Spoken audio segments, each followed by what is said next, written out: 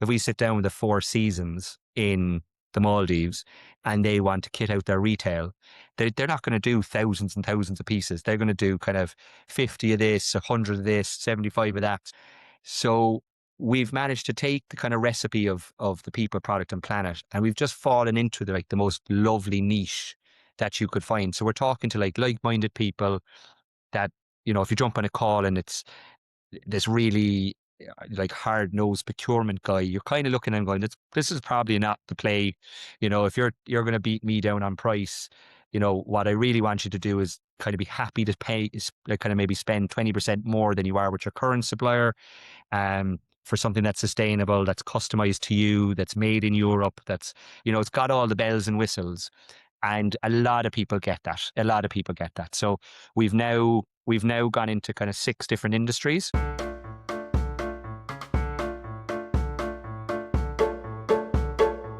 Welcome to the Impact Files podcast. I'm your host, Ned Wells, and I'm really pleased you're here. Welcome to the Impact Files podcast. And this week, Ruth and I are delighted to be joined by Tom Cotter, founder and CEO of sustainable B2B apparel brand OCEANR. Hi, Tom. Thanks for joining us. Hi, Ruth. Hi, Ned. Thanks for having me. Tom, it's so nice to meet you.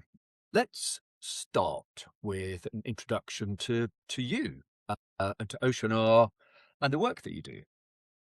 As many of the listeners will understand from the accent, so an Irish fella, down in the south of Ireland, in a place called Cork. I'm not sure how far back we can go and how long you have, but grew up in Ireland, holidayed quite extensively in one location in Greece, which happened to be quite a unique kind of water sports hub in Europe. So a lot of windsurfing, a lot of sailing, a lot of diving. So I've been kind of going to the same location since I was about 4 or 5, and we did very little of that sort of activity in Ireland, but when you're on holidays, did a huge amount of it over the years, and kind of wanted, when I got older, to stick in that industry. And lucky enough, found a course that I could become a sailing instructor, a diving instructor, a windsurfing instructor, which took me from Ireland to Australia for about 4 or 5 years. And when I came back from Australia, there's no jobs really in the outdoor recreation space in Ireland, and there's more in the UK for sure, just the bigger population. But in Ireland, you're very, very limited. So mainly due to weather. But I really wanted to stay in the space, so have ended up creating a clothing company that couples, I think, my love of water sports and travel and ocean conservation and business. So 2 very important questions. First of all, where was it in Greece that you used to go to? There's a beautiful island between Corfu and Kefalonia called Lefkada. And Okay. so it's and the little fishing village is a place called Vasiliki, and it's some mega windsurfing centers, and it's home away from home now. And yeah, very, very lucky to have found it or my mum and dad found it years and years ago. Cool. And then whereabouts in Australia did you spend those 4 years? In the middle of, so I'm 36, so we would have been, me and my wife now, but girlfriend at the time, we would have been 21 when the kind of the economy crashed in Ireland. So we went off I think that we were going for like 3 months, and we're going backpacking, and we landed in Melbourne. And it got, like, again, going from minimum wage in Ireland, and then went off with a sailing instructor credential and went out to the local yacht club to see if you could get work. And I was put on, I think at the time it was either $50 or $60 an hour, and it was you were kind of going, What? yeah. So you were you went from local poverty, working in the local clothing shop, to not poverty, but just just your first job, to then landing in Melbourne and I remember getting my first paycheck, and it was like $1,200 the first week, and I was kind of going, but I've just taught kids how to sail in paradise for a week and loved it, and you're paying me crazy money. So we ended up staying for I think we were there for 4.5 years. I was about to say that story of like going off to Australia and doing a bit of work in your early 20s was familiar, because that will be to lots of people. But that kind of money, that's definitely not familiar. That's amazing. No, I think again, I think maybe just the affluency of the sailing sport. So it was yeah, and I was very, very fortunate. Really, like I really, really, now people say you kind of strike your own luck, but I was really, really fortunate when I landed that the well, he wasn't the general manager, but he was like a training center manager of this really prestigious yacht club. He was moving job and he had to recruit his replacement. So I always kind of say that he didn't really care who he replaced himself with because he was going, and this cheeky Irish guy just kind of like landed on his lap, and he was. I was hired as a sailing instructor, but very quickly, I remember the general manager coming over saying, "Oh, do you know Excel?" And I was going, like, no. And he was like, "Here's your marketing budget," and I was going, "What? What is?" I was just supposed to be on a little rib teaching kids how to sail, and I ended up becoming kind of the training center manager and then got a couple of promotions and we did quite well. But I was really fortunate because I had no business experience, and the general manager, who was super to me, basically mentored me for the 4 years. And we would have had to, I would have had to present at board meetings and you would have had to run the marketing team. I was on my own and I had a lot of instructors underneath me at the end. But you basically learned every aspect of business kind of without even realizing it and with somebody quite substantial holding your hand. So you're now running a business where employing a fair number of people, Mm. and you're specializing in sustainable B2B apparel. What's the route from you're leaving Australia, returning home to Ireland? Tell us about the idea. What was the like seed of the idea? Then how did it start? I was about to say very linear, but not really. Came home to Ireland. I still getting to grips with being based in Ireland since being in Melbourne. I think it was voted when the 4 years we were there was the best city in the world to live in for those 4 years. And then came back to Cork and I have two friends that were, and the three of us were very interested in starting companies, and two of them had businesses already. But we used to meet we used to call it a pizza and a pint on a kind of a Wednesday evening and just throw around ideas. And Mm. one of them is a very good sailor, one of them is a very good surfer, and I'm kind of a jack of all trades, master of none kind of guy. So if you want to take me to do any of the sports, I can do them, but I'm not really elite in any of them. Mm. And we skipped it one day and we went down West Cork towards a beach to go, I think, a little bit of a road trip and see if we could jump in the sea and get wet and stuff. But we were getting dressed and we were all getting into our wetsuits. But underneath the wetsuit, you have a thing called a rash vest. So Yes. we were all looking at it. So you're going to have the sailor, the surfer, and me, and we all have these. But at the time, this was say 8 years ago, they were completely the forgotten product. So all of the wetsuit companies focused on the wetsuits and nobody Yep. focused on the rash vest. So we were like, maybe that's the idea that we run with. And then we did a bit of digging and it sounded when you go to a bank or you go to, people you need to impress, that we were just three crazy kind of guys that had this crazy idea. There's no market in Ireland. It's a very crazy, it's a strange product. It's not been a product that's been done before. But all of the Google research that we did on, say, Google Analytics said that all of the keyword research that it was becoming a really searched topic online. And then our local kind of fashion shop, like quite a high-end fashion shop, they had a sun protective top as well. But they were all done as kind of an afterthought. So we decided to try and pursue that. But we started out most definitely a consumer brand. We wanted to be an online consumer brand. And sadly, we all failed for the YouTube videos or the social media clips that say if you put something online, you'll be a millionaire overnight. So that didn't happen, but we did build a credible audience. We sold a couple of thousand pieces kind of a month for about 6 months. And what came from that was a huge amount of interest from organizations who wanted to collaborate with us And it probably took another 3 years after that for the penny really to sink that maybe we should stop pouring money into Facebook ads and Instagram ads to try and sell these rash vests. And why don't we just try and sit down with these organizations who want to be more sustainable? They want to work with a company that's trying to do things the right way. We're not perfect, but tries to do things the right way. And we kind of pivoted in and around the time of COVID. See. So fast forward, could you share the scale of the organization now, number of employees, profitability, all Yeah. those sorts of things? So I keep saying to people that we're in gear number 2, where we're in second gear. It's been a very stop start, I suppose, situation, and everybody's dealt with it, and people are sick of kind of hearing the names. But the COVID situation was really challenging. So the majority of our business is in hospitality.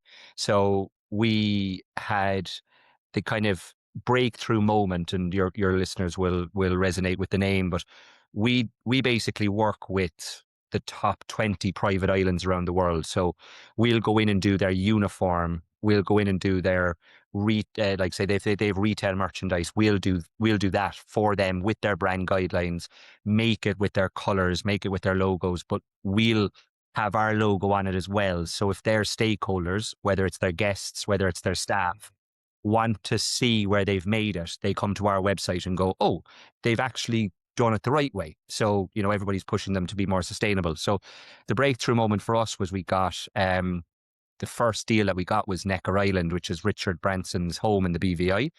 Right. And so that was the quarter. So I get my years right. 2019. So Q4 2019. I hope I have my years right. And then Q1 2020 was COVID. So we had this huge network of organizations already in the hospitality space, all ready to go. And all of a sudden COVID, and like countries and regions and things were just shutting down. So that paused the first 2 years. So since kind of we're at a standing start, really, I feel since about 2022, we came out of COVID. We rebranded in COVID. Since 2022 to now, we've grown the team from about 10 to we have about 90 staff now. So we have 90 staff. We purchased or acquired a production facility in Latvia because we wanted to own our own production. So we do R&D and design and everything in Riga, in the capital. And then I have sales and marketing teams. But I've the main one is in Cork. We have a team of about 20 in Cork, team of 75 in the small production facility in Riga, and a couple of independent people scattered across the world. Revenue is still quite low. We're about 3.5 million, and we're still chasing profitability, which again, I think your listeners will appreciate. I've sat down with some very reputable brands as kind of mentors in the last number of months to kind of say, listen, we're scaling quite well. We're still not profitable. And I was always wondering, was it the sustainability, goals that we had? And all of these big brands that have had really successful exits, they all said the same thing. They didn't hit profitability until they were kind of about 7 or 10 million. And Really? they all said they went through the same. It was lovely to hear. You kind of have this realization element. You're like, I'm not on my own. So these people I was kind of going like, we're as lean as we possibly can be, and we're still not. We're not close to breaking. Yeah, we're like maybe 10% off, 15% off. So I was very worried that we were kind of doing it the wrong way, and they all said, no. We all took time. We realized that there was a point where you need your CFO, you need your operations guy, you need your sales team, you need your spend. You need to have the main structure in place. And when they all admitted it, it was kind of somewhere was closer to 10 million. Some of them are 6 million, but somewhere between 6 and 10 million was profitability stage. And what is it that makes your products more sustainable? Yeah. And I think that I could speak about for 2 years for 2 hours, because it's my way that I discuss this with organizations when we go into them is what's important to your organization. Sustainability is the broadest topic around. If you do one thing, you seem to impact on the other thing. So, do you want to have plastic-free packaging? Okay, that's fine. We do that, but then there's the lifespan of the product might be, be challenged. So it's really, really, really challenging. And we, I think, started the journey and we came up against all of these. Oh, well, that's not right. Okay, so let's fix that. Oh, that's not right. Let's fix that. So the simplest way I can describe it is we have three pillars: people, product, and planet. So my argument, and I'm happy to be challenged on it, is there's no point in making something with sustainable materials if the people that are making it are treated unethically. So it just, people for me, I think depending on your personal preference, people have different answers to what's the most important. Some say carbon, some say something else. For me, it's the people. So people's number one, look after your people. Number two, we only work with sustainable materials. So whether it's a recycled polyester, whether it's a hemp, whether it's an organic cotton, we've done like seaweed t-shirts. So we have a kind of an R&D section for fabric. The one that I love is in recent times, we've added in a full life cycle analysis on all of our garments. So if you scan a QR code, you'll get the carbon consumption, the water consumption, the miles it traveled, how many people were involved in the production of it. And that's become very, very important for the bigger organizations because they now need to report on their scope one, their scope two, their scope three. And typically, if you're working with people, no, very few could give them the information that we give them. Then we go into, we have a take back and repair service for some of our key accounts. It's quite challenging. Again, back to the costs associated with having it. So we can't at this point in time offer it across all of our clients. And then the last bit is planet. So we will contribute to offsetting our carbon. That's a very important word, and I can go into that later on, but contributing to offsetting our carbon. So we plant about 300 mangroves on a monthly basis in Kenya. And then our big one is ocean conservation. And again, I'll dig into a little bit more about the transparency on that, where we've worked with probably 4 different organizations over the last 5 or 6 years to collect ocean plastic. And at the moment, our focus is we have a river collection system in Indonesia, and it basically collects all the plastic that's coming down the river. And then there's a team of guys that we don't employ, but this non-for-profit employs, and they collect all the plastic and pull it out of the river. So a few things. Website. Amazing. I think I've seen photos of that on your website. Bruce. Thank you, Tom. It sounds like you're doing so much, first of all. I think massive kudos for, like you say, you're definitely putting your values ahead of everything else. And I just wanted to touch on that a little bit more. You mentioned, obviously, Greece and Australia, and I actually do have family members who've been to Lefkada, and I've seen photos, and it is like island paradise. And obviously Australia has the Great Barrier Reef and all of this kind of stuff. And I was just wondering, maybe if you could tell me a little more about, was there sort of like a light bulb moment for you when you're in these beautiful places and you're seeing the ocean and you're thinking, oh my God, I really need to do something about the problems that, these areas are facing? There was the 2 things. One I'll tell you in a minute, but we come in Cork from, we're not a farming background, but we have or my grandmother would have been a farmer, but as I grew up, we were very kind of nature focused. So, you'd spend your weekends at the beach, or we go for walks there's a woods close to our house. So I've always kind of just grown up with an element of, for me, it's normal. I think everybody thinks this way. It's not, I'm definitely not the guy that's, it sounds awful to say, but like, I'm not a tree hugger guy. I'm not forcing it on people. I'm very commercially minded at the same time. But I just think it's crazy that, you wouldn't try and do something if you can do it. And I would say, like, when there's another element in Greece. There's 2 things that bother me in Greece that before we went to Australia, we did 2 seasons in Greece over the summer, and I did one in a diving center. So I was diving every single day, and I was amazed at how little fish there was. So there's very, very little fish in Greece, or the Med, because it's so overly fished. So if you see the nets in the water that these local fishermen who don't, they don't have the education needed to uh, to figure out that they need to repopulate, don't fish there because it's a really low skilled job, or not skilled, but um they don't have the awareness that they need to make designated zones to repopulate the fish. Um, so that was one, and then at the other side of it was we stayed on a bit later in the season. So when all the tourists went home, we stayed on, and one of these beaches that was you could only access it by boat.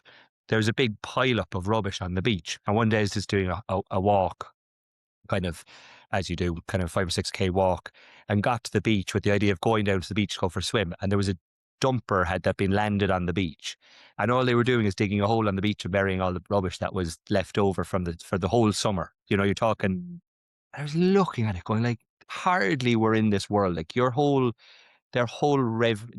economy is fishing for the local for the tourists like coming and eating in the restaurants and tourism.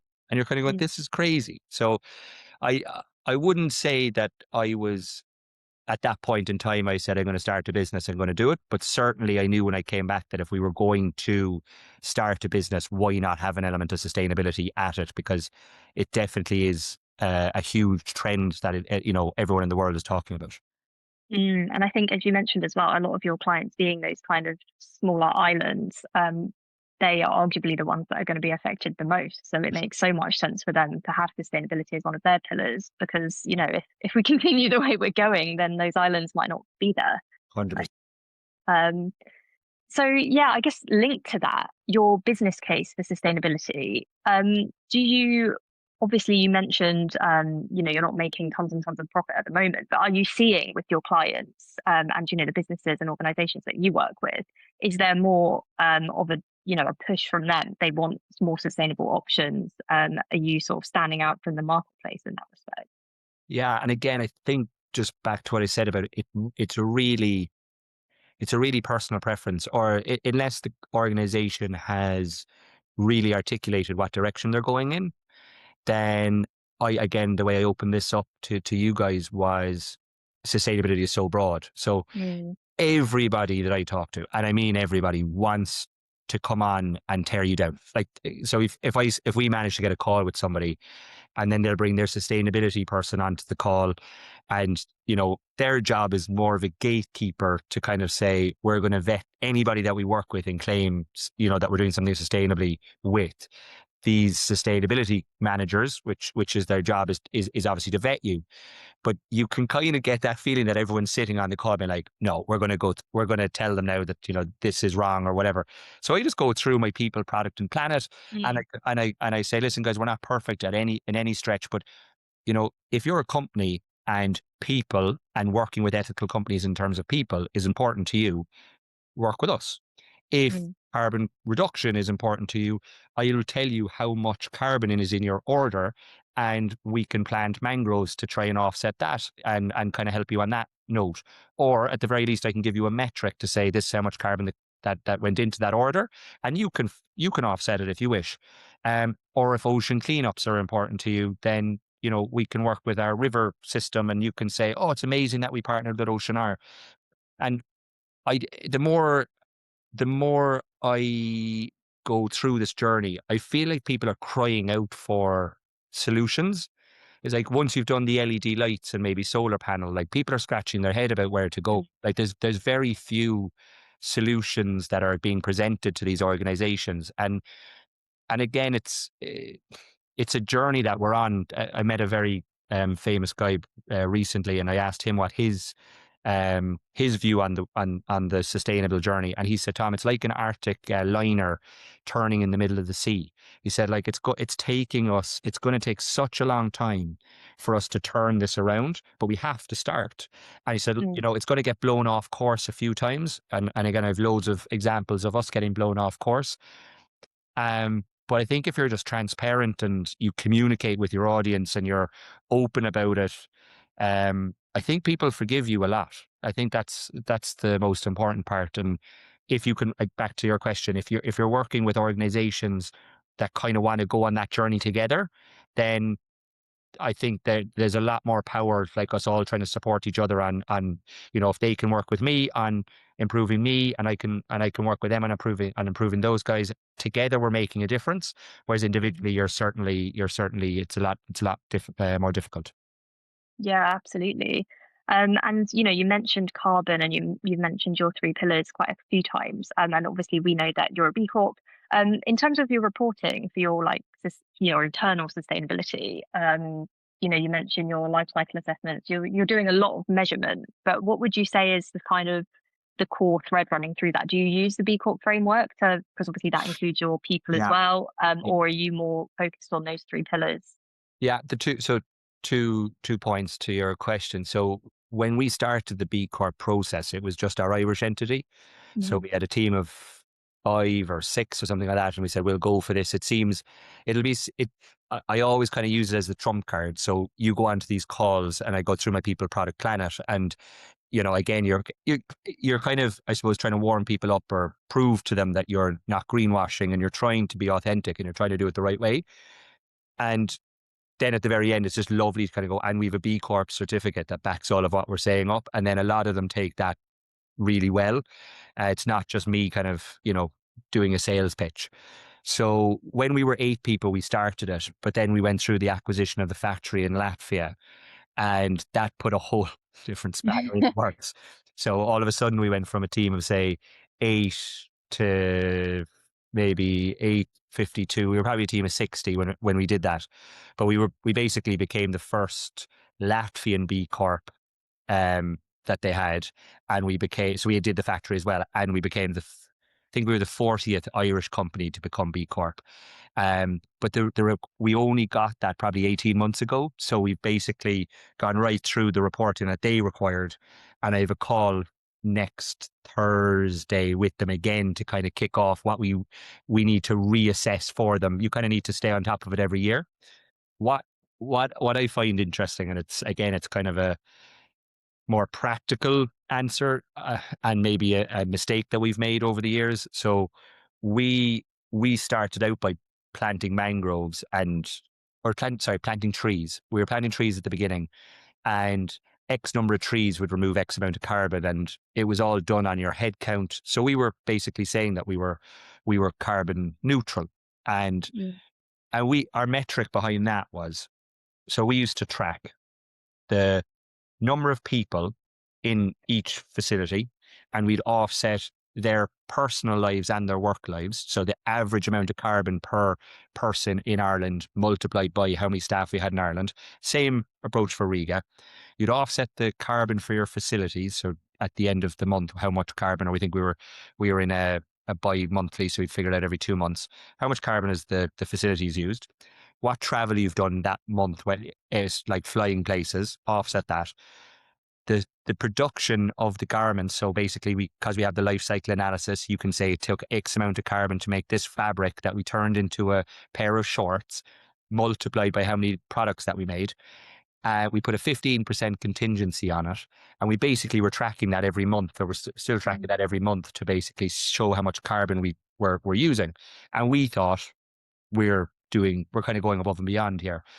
And one day, someone rightly pointed out that it takes carbon. When someone clicks on your website, it links to a server, and then that server's burning carbon, and you're not offsetting that, so you're not carbon neutral. So now we don't say we're carbon neutral anymore. We have to say that we contribute to offsetting our carbon. Right. So, but what I find frustrating, and it's not frustrating, it's just maybe, I think it's different personalities. You should rightly point out when people are not articulating it correctly. But when people are genuinely trying to do it the right way, I think you should encourage, you should definitely encourage. It shouldn't be a knockdown process. And we haven't actually had too many knockdowns apart from that one. So now I always point out and tell the story. I'm like, we contribute to offsetting our carbon.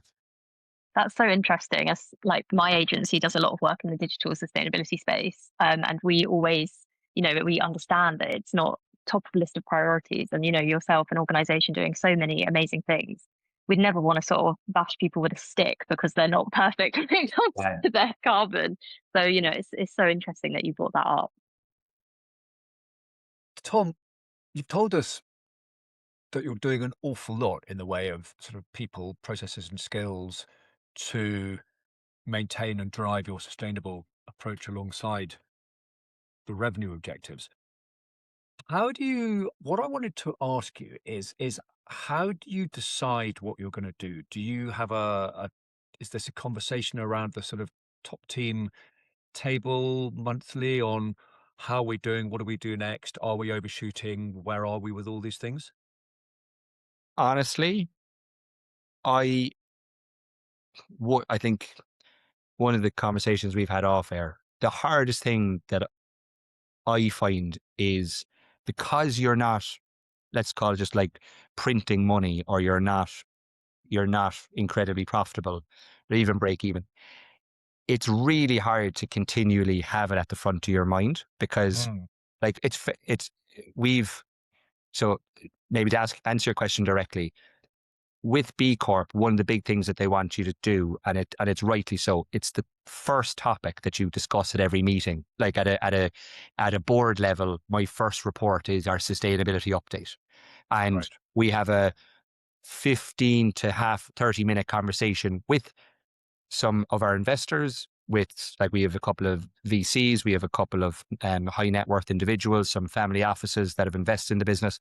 And what's lovely for them, well, not lovely for them, but it's lovely for me to see these people have probably never thought about sustainability at this level, when they were driving their mega companies that exited for hundreds of millions. And we start off and they're really engaged at that conversation. The hard part then is like your next conversation is, how are you doing financially and where are you going? So Yeah. you then go into kind of going, right, how, you need to run the company. I'm going, okay, guys, but we need to plant more mangroves because we said that we were going to do it. And I've learned this, and this is one of the biggest mistakes that we've made. We One year our marketing message, or our claim on the marketing message, was based off my forecast. So let's say we wanted to do, let's say it was 3 years ago, we want to do 2.5 million in revenue, and we're going to give 50k, 2% of revenue. We're going to give 50k of that donated to the NGOs that we're working with. But we did 1.2 million in sales. So you've halved it. But I've verbally said that we're giving 50k, or maybe the equivalent. I think we said we do the equivalent of, let's say 50k. We're going to remove 50 tons of ocean plastic, which equals 50k of cash to do that. So our marketing message for the whole year was, we're going 50 tons, 50 tons, 50 tons, 50 tons. And then you get to that board meeting and they're like, Tom, you've no money. Like what, where? And then I'm going, but we've basically said this. So what has to happen is that we issue a sustainability impact report at the end of every year, and we just make sure that that is right. So we've had to put up you then learn that you don't say you're committing to a certain amount at the start of the year, because it actually catches you out fairly quickly if you don't hit your sales. And that's really tough because, as you say, you're doing the revenue, you've got the sustainable kind of vision, but you're not making a profit. And sustainability, in the sense of taking all that plastic out of the ocean, planting mangroves, there's a cost associated with that. It's the ongoing give and take. My latest reflection of kind of what you're discussing is that if anybody's listening and they're starting a sustainable business, I think you need to take into account what the global gross margin levels are, what the global like what does a retailer sell for, what does a distributor sell for, what do they all want to make? Because if you can't fit into the global world or the economy, it's going to be incredibly difficult to scale your business. So you can 100%, let's say, produce somewhere, let's say even if you're producing in the UK, and it's going to be quite expensive, and you're going to do your ocean conservation element as well, and you're going to turn around to a retailer and say, actually, you're going to make 20%. They're not going to let you in. They need to make 50, 60%, and your distributor needs to make 20%. You need to fund your team. So you kind of need to sit down and work through that kind of P&L and that structure of your costs. And that's really tough because you also need a CFO, or you need somebody, that you're paying substantial salary to basically work with you through that.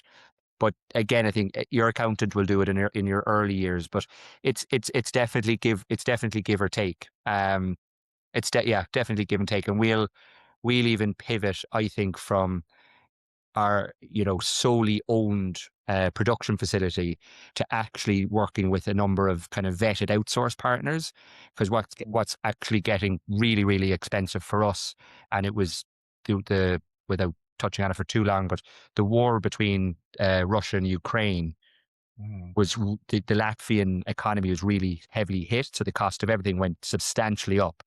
So now you're hitting the sustainability bit, you've all these commitments, plus you've got a team of kind of 70 people in Riga, and you've got, global economy impacts as well that are happening close to home over there. And a lot of that is really sacrificing probably the growth that you could be investing into sales and marketing to try and grow the company to the next level. But we're very fortunate that we've got some amazing investors that continue to support us, and they see where we're going. Fantastic. Ruth. Yeah, thanks, Ned. So you've mentioned a few things, Tom, about some challenges you've had, whether that's to do with partnerships or internally. Maybe you could tell us a little bit more about some of the things that you've done that have gone really, really well. And then I don't know if you have any more stories or learnings that you'd like to share in terms of, if you could go back and absolutely not do that. So we're very, very fortunate that I think we've taken let's say a recipe, or I always go in and talk to investors or banks and like, oh, what's your IP? And I'm like, we really don't have any IP. We just try to do everything the right way. Like that's the IP at the moment. And it's quite difficult because it's they always say, oh, like, but there's no barrier to entry, and I'm like, we kind of make like 10 units at a time. So it's, if we sit down with the Four Seasons in the Maldives and they want to kit out their retail, they're not going to do thousands and thousands of pieces. They're going to do kind of 50 of this, 100 of this, 75 of that. So we've managed to take the kind of recipe of the people, product and planet, and we've just fallen into the most lovely niche that you could find. So we're talking to like-minded people that, if you jump on a call and it's this really like hard-nosed procurement guy, you're kind of looking and going, this is probably not the play.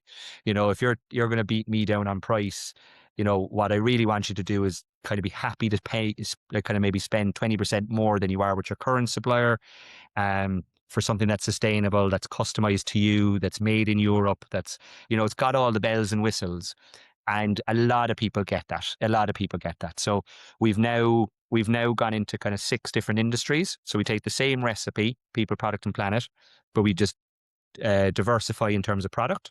So we've done, like, our biggest deal to date is with an Arctic expedition company. So they go up to the North Pole or the South Pole and take kind of thousands of people on their boat. So we do an Arctic jacket for them. So their guests get a jacket where they scan the QR code and they get all of the information that I spoke about earlier. We've got into healthcare, so we've just done a line of scrubs for one of the leading private hospitals in Dublin. We've gone into super yachts. We've gone into hospitality, like I said. We have, if you can think of the sport, we've probably done something with that sport. Golf, tennis, loads in there as well. So yeah, I'm quite happy with where we've gotten to kind of over a 4 or 5 year period, and now we're all focused on just kind of increasing sales, which I love. Again, when you're talking to people that are like-minded, that are really excited about the potential to collaborate, like, it's lovely to see. If I was starting again, and this is remove the sustainability conversation from a business point of view, I think I probably jumped into it a bit too early. I think I could have started, say, in my bedroom a bit, like I stayed in the bedroom a bit longer. Now where we've ended up which is still quite good. But I think if anybody listening is trying to get into a space, and I was starting again, I'd probably get my product finalized, get everything ready to launch while you're still in another job. And when you're basically, you have your product, you have your website, you have everything ready to go, you do need to go at it at 200 miles an hour. But I think jumping and removing that comfort blanket of a salary too early on can actually nearly really impede your growth in the future, because all of a sudden you have your life challenges and mortgages and families and eating out and normal stuff that become tricky when you don't have a salary and you think you're going to take off, but it does take longer than you think. Yeah, excellent advice. I think a lot of people think that the startup is very like, as you mentioned, you kind of have the idea, you do it, and then you make money. And actually, there's quite a bit in between There's a that. bit in the middle. Yeah. Tom, I wanted to ask you about the sort of big strategic role that media and communications and marketing play in your sector, because there's the fascinating kind of difficult line to navigate between greenwashing and green hushing. Um, but what are the other what's the other significant roles that media and communications really play for you? I did a photo shoot, and this is slightly linked to media, but I did a photo shoot in Greece when I was on holidays one year. And I don't think I'd have a company if I didn't, and it cost me €400, I think. I gave everybody these kind of like sailing instructors and all these guys, I gave them the free gear, and I think they did the photo shoot. And I paid a photographer like €400 at the time to kind of give us 2 days or one day or whatever it was. Hmm. It, it cemented the visual for everybody. So it's very hard to articulate. Like, if, we're talking for an hour, or if you send people to our website, they'll get it in 2 seconds. But until you have that website and you have that visual, it's incredibly difficult. And you take that right through. And I think I have very few skill sets. Like I said, I'm kind of a jack of all trades, master of none in business as well.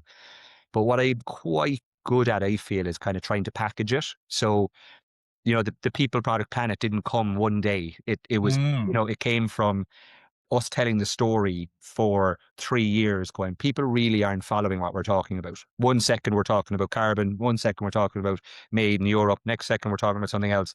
One day it was 6 pillars. We had 6 pillars, and you could see people get, once you got to the third pillar, people were going, let me get out the book. I just asked you what you're missing, you know. So with media, it's obviously a vital point, and we go to trade shows, and I'll sit down on the first day with kind of all the media outlets that we know, and some of them are probably sick of me telling the same story, so that we don't sit down with them too many times. But 9 times out of 10, you're sitting down with people for that 45-minute conversation, and if they like it, they're going to release an article about you in whatever publication that they want.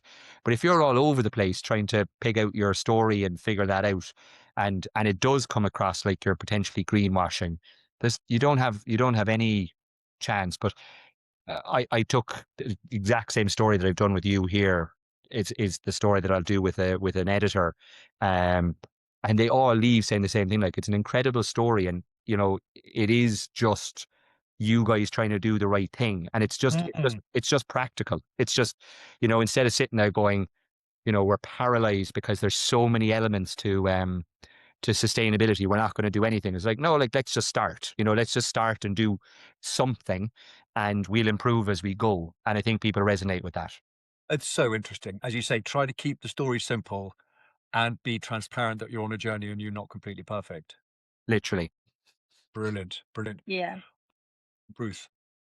I know, I was going to say, I love the just start, because, like you say, there's so much out there and it can be so overcomplicated. But if you just start and you're open about where you are, I think that's the best thing that anyone can do.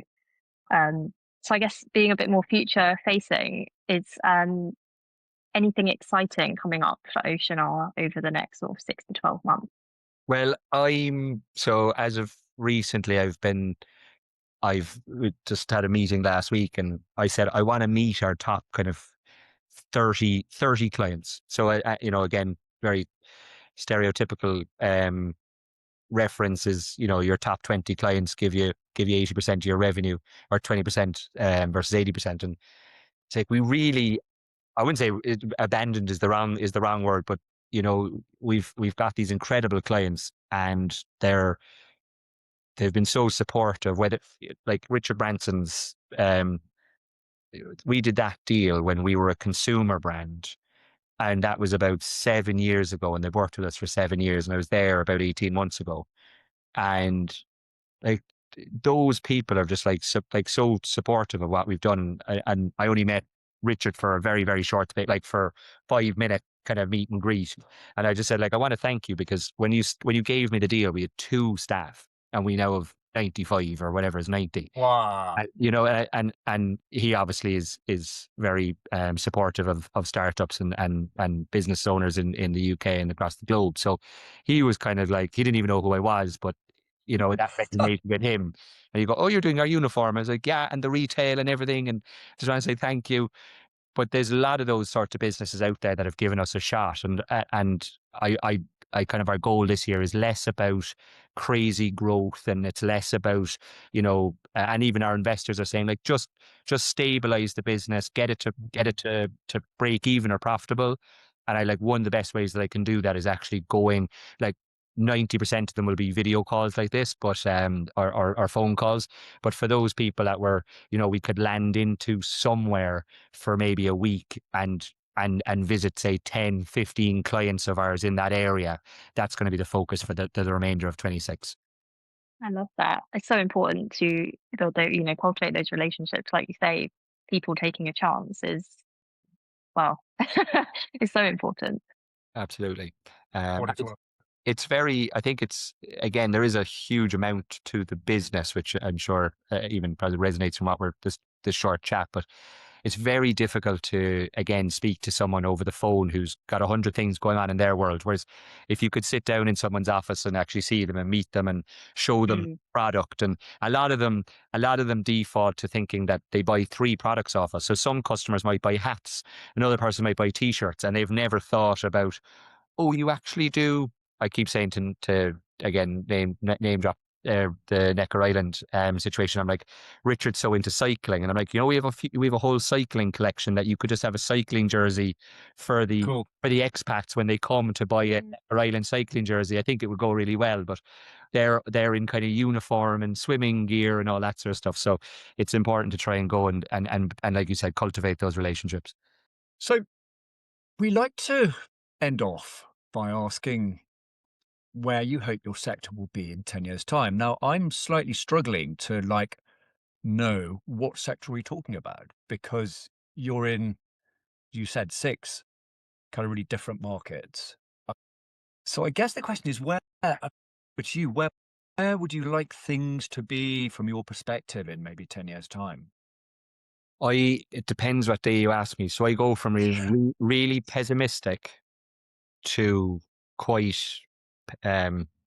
supportive and optimistic. But I suppose, like, all of the global changes that are happening at the moment, it's definitely set us back. Mm. You hate to put a timeline on it, but it felt like there was real progress for like the early days, and I'm sure there's still going to be organizations and people in those organizations that are, like, have huge appetite to do the right thing. I think at a global level, I think the sustainability importance and priority has slipped a number of places in the last 24 months, which is disappointing. So again, on the pessimistic version, you'd love to see that in 10 years' time we've gone through this global change, and maybe that it's back as a main topic for discussion, and that it's really back at that. It was probably the top of everybody's agenda for the last 48 months.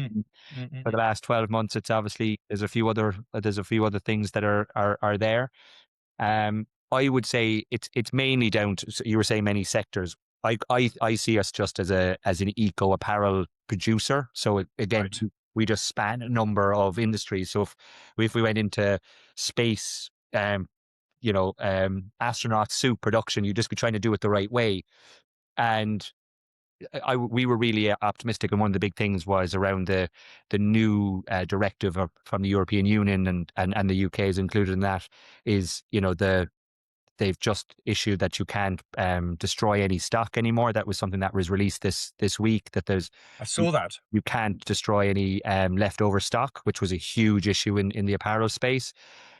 You're going to have to, by 2027, you're going to have all those metrics that I'm talking about, the carbon and monitor that. So hopefully we've implemented that, because as we all know, these bureaucratic kind of situations, they tend to, you know, roll over for a couple of years, and it would be great to see the apparel world, because it's a horrific sector. Like it's one of the top three most damaging sectors in the world. So we'd love to see some serious change. Start by monitoring all of the metrics.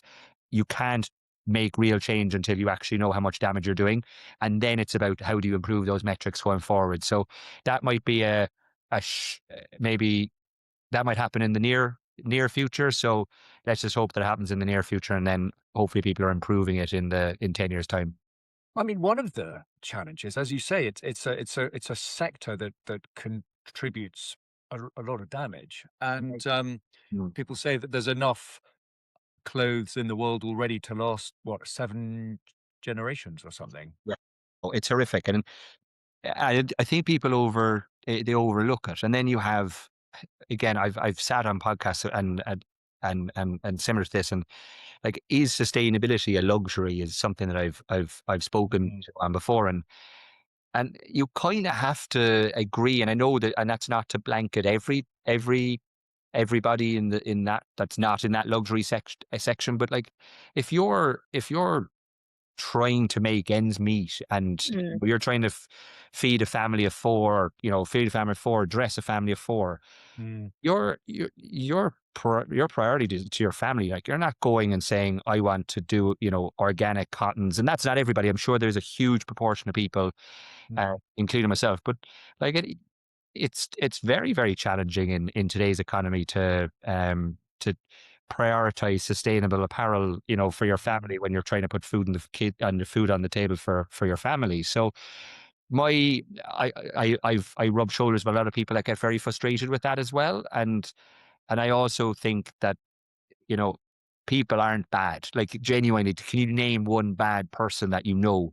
They might, their priorities may just not align with your priorities. So I might have someone that I'm talking to in my friend group about, eco apparel and buying organic cottons and all this. And he's kind of it's not twigging with him, but he's donating hand over fist to, say, cancer research and homelessness and something else. So people have their own priorities. So this is just one of the many problems that the world faces on a day-to-day basis. And so I think if people aren't bought into your way of thinking, then it's not that they're not contributing in some shape or form. Indeed, indeed. Tom, I wanted to finish off by asking if you could give us one piece of advice for businesses that are pursuing sustainability and financial objectives. I think, so I've probably mentioned it already, but I think the transparency piece is something that I always default to. And I'll give you a practical example. We started the business. We were working with a third-party producer. It was me only, and I was, you're wearing all of the hats. All we were focused on was making sure that the product was made from eco materials, so that was certified. This was done. Everything was done. The customer of mine, I was sitting on a panel one day in the south of France at a boat show, talking about sustainability, and one of the members said, she put up her hand in the audience, said, when I went to Q&A, she said, I'm so happy I came to visit you, because she said, everything that you've explained, basically what we've talked about now, she said, I thought you were the real deal. And she said, I got one of your early products. And she said, it came in a poly bag. And this was in front of the whole audience, and I nearly, oh no. So she said, you did reply to me. I emailed you giving you grief. And she said, you did reply. And then she said, I was content with your response at the time, but it was effectively that the third party producer, we had focused on the product, but we'd completely forgotten about the bag. And so I had kind of gone, this guy knows, European guy, this guy knows exactly what we're trying to do and what we're aiming to do. he had a paper bag and he put it into a poly bag. Anyway, we then moved quite quickly to a new cornstarch bag that biodegrades, all the bells and whistles. Great, still use it at the moment, which we've changed the supplier since. But the next problem we had was 12 months later when one of our Four Seasons received their product. And it turns out that the cornstarch has a lifespan, so that the inside of the cornstarch bag had started to deteriorate and there was loads of white resin on their product. So we had to get their product back, wash their product, iron it all out, repack it. So then we had to change again. And it's just like this lady, I stay in touch with her actually. She's tried to be a sales rep of ours later on. And I just say like that, again, back to your question, like, what's your advice? Like, be transparent on the journey, because like the first mistake people will forgive you for. The second mistake people will forgive you for. But like, if you're there burying your head in the sand, not telling anybody about it, or, not trying to improve it, then that's when you get in trouble. But people will resonate with the journey. So just start. And if you go in the wrong direction, someone will point you back in the right direction fairly quickly, and then explain to them why you started on that journey in the first place. So it's all about trying to do the right thing, but also communicating that you're Sure. at least making an effort. That is fantastic, Tom. Finally, how can people find out more about you and the business? So I'm quite active on LinkedIn. So you can find me at my LinkedIn, Tom Cotter at OCEANR, and then our website for sure if you need any information about the company, oceanr.co, and somebody will come back to somebody like that. Fantastic. That was brilliant. Thank you so much, Tom. Lovely discussion. Thanks, guys. Thanks, Ruth. Thank you. Thanks for joining us today. If you've enjoyed this episode, please subscribe, like, and share it with your colleagues. For more about the podcast, about us, our marketing services, and our wider support for purpose-led organisations, please visit our website at theimpactfiles.co.uk.